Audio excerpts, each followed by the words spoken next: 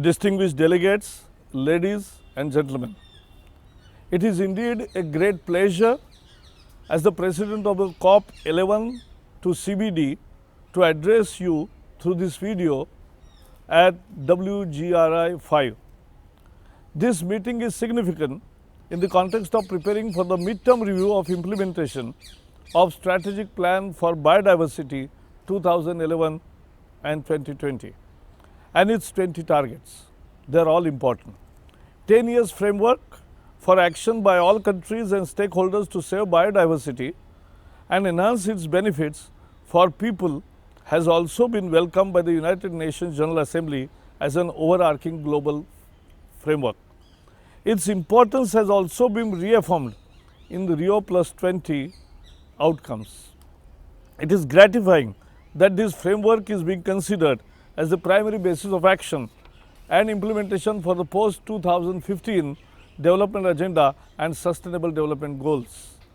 With ever shrinking budgets for environmental action, the 3.5 years since the adoption of the strategic plan have generally been challenging for the global biodiversity community.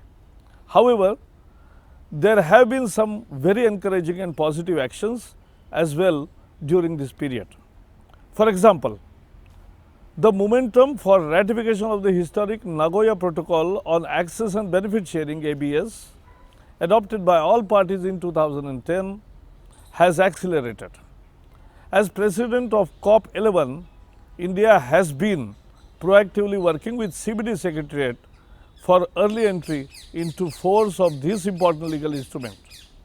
The entry into force of Nagoya Protocol is of strategic importance. It will provide greater certainty and transparency to both providers and users of genetic resources. At the same time, it will create incentives to the conserve and sustainable use of biodiversity, thus enhancing contributions to sustainable development and human well-being. I am therefore personally taking a keen interest in the matter.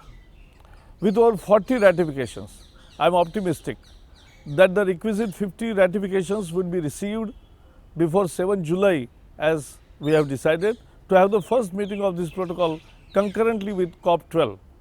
Thus, achieve targets 16 would be the first target to be achieved well before the timeline of 2015.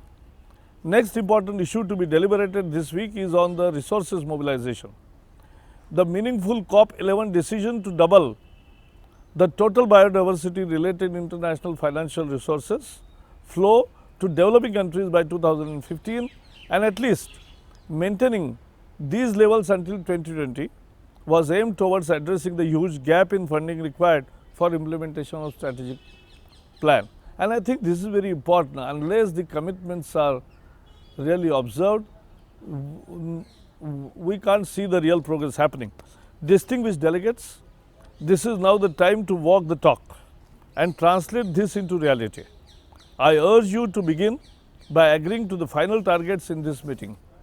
Delaying action would not only limit our choices for cost-effective action, but also jeopardize the ability of ecosystems to continually provide vital services.